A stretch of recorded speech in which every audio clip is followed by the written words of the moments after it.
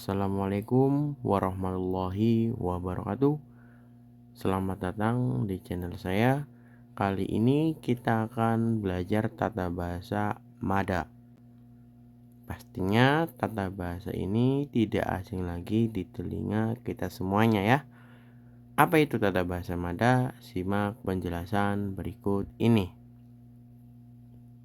Keterangannya, Mada diletakkan pada kata benda sebagai penanda berulangnya suatu kegiatan atau keadaan pada waktu yang disebutkan. Dalam bahasa Indonesia, mada bisa diartikan setiap. Rumusnya juga cukup gampang, di mana kata benda langsung tempelkan mada, yang artinya setiap kata benda tersebut. Biasanya kata benda yang diletakkan dengan mada ini menunjukkan waktu ya, kata benda waktu atau keterangan waktu. Ini biasanya atau secara umum, bukan khusus. Tapi secara umum mada biasanya melekat pada kata benda waktu atau keterangan waktu. Kita langsung ke contoh. Setiap Senin. Nah, langkah yang pertama kita cari dulu kosakatanya, di mana tadi setiap itu kosakatanya adalah mada dan Senin kosakatanya adalah warioil. Kemudian bagaimana? Kemudian sesuai rumus kata benda dulu, kata bendanya berarti adalah Senin. Maka taruh di depan, Seninnya itu warioil, kemudian tata bahasanya itu adalah mada. Jadi kalau digabungkan setiap Senin, bahasa Koreanya adalah warioil mada. Setiap Senin. Kemudian contoh yang kedua, setiap akhir pekan. Kita cari dulu kosakatanya seperti tadi, di mana setiap itu kosakatanya yang sedang kita bahas yaitu mada. Kemudian akhir pekan kosakatanya adalah jumal, artinya akhir pekan. Sama seperti contoh di atas, cari dulu kata bendanya tadi yaitu jumal ya. Ini kata bendanya atau kosakatanya kita taruh di depan dulu. Akhir pekannya adalah jumal, kemudian setiapnya adalah mada. Jadi kalau digabungkan setiap akhir pekannya itu jumal mada. Tata bahasa ini tuh sejenis frasa ya. Sejenis frasa artinya dua kata yang digabungkan. Sedangkan frasa di Korea itu dibalik. Kalau misalkan setiap Senin, berarti tadi ya, Seninnya dulu kemudian setiap. Kemudian setiap akhir pekannya dulu kemudian setiap. Oke, langsung ke contoh kalimat. Saya sudah bikinkan sebuah kalimat di sini. Mari simak dengan baik. Kalimat pertama, potong. 주말에는 무엇을 하세요? Nah, ini kalimat yang sangat halus sekali ya. Walaupun ada seo di sini, ini bukan penanda perintah, tapi penanda kalimat itu halus. Dimana potong artinya biasanya, 주말에는 artinya pada akhir pekan. 무엇을 artinya apa? 하세요 lakukan. Jadi kalau kita terjemahkan kalimat seperti ini, boleh dari penanda subjeknya dulu, berarti dari sini potong 주말에는 biasanya pada akhir pekan. Musul apa? Hasil melakukan. Biasanya melakukan apa? Jadi biasanya pada akhir pekan melakukan apa? Kalau misalkan pengen dibolak-balik kalimat yang lebih tepatnya kalimat di bawah. Tapi saya tegaskan lagi, jangan jadikan apa yang saya artikan itu harus seperti yang saya katakan. Tapi artikanlah sesuai yang menurut Anda terdengar enak atau terdengar nyambung, seperti itu. Saya ulang lagi, biasanya pada akhir pekan melakukan apa? Kemudian lawan bicaranya menjawab, 주말마다 공원에서 자전거를 타요. 주말마다. Nah, kalau kita lihat di sini, jumal itu tadi akhir pekan, mada setiap. Setiap akhir pekan atau setiap akhir minggu, 공원에서 di taman 자전거를 타요. Saya bersepeda. Jadi biasanya pada akhir pekan melakukan apa? Setiap akhir pekan saya bersepeda di taman. Seperti itu. Itu contoh kalimat sederhananya. Kita lanjutkan. Nah, kemudian apakah tata bahasa ini bisa diletakkan pada kata kerja dan kata sifat? Jawabannya bisa, guys. Jawabannya bisa sekali, namun harus disertakan dengan real T kemudian mada. Jadi ada tata bahasa real T dulu kemudian diakhiri dengan mada.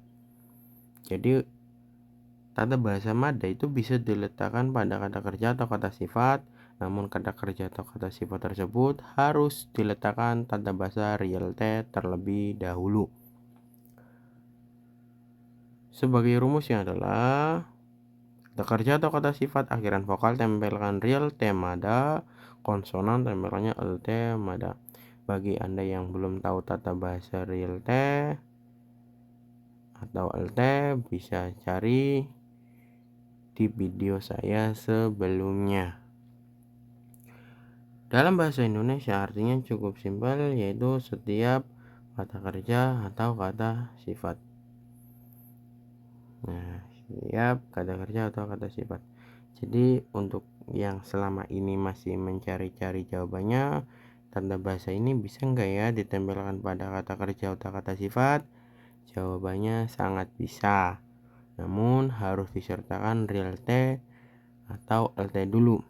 Sebenarnya bisa ditempelkan dengan tata bahasa yang lain, contohnya non-God, real God, dan lain-lain.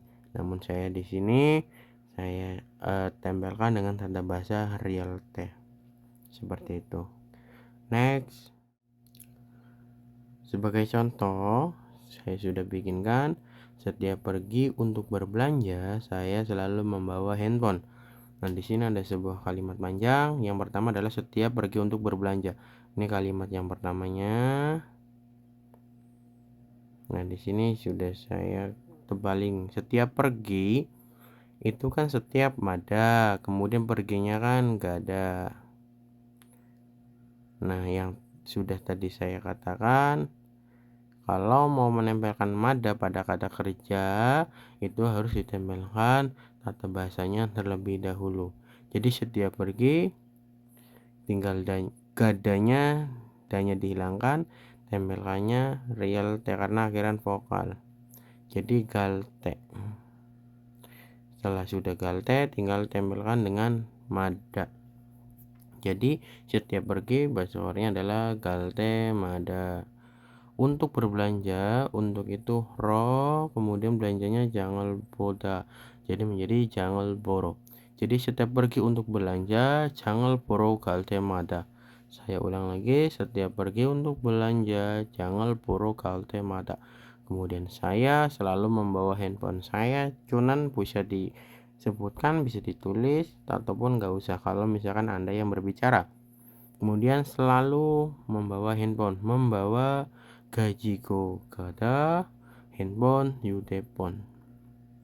휴대폰을 가지고 갔어요. Jadi setiap pergi untuk belanja saya selalu membawa handphone. Bahasa Koreanya adalah 장을 보러 갈 때마다 휴대폰을 가지고 갔어요. Seperti itu. Contoh yang lainnya, 눈이 왔을 때마다 옛날 생각이 기억났어요. Kalimatnya adalah nuni salju wasal te ketika turun, temada setiap. Nah, kalau ada tata bahasa mada biasanya artikan terlebih dahulu. Nuni wasal temada setiap turun salju. Saya tuliskan setiap turun salju. Nuni wasal temada setiap turun salju.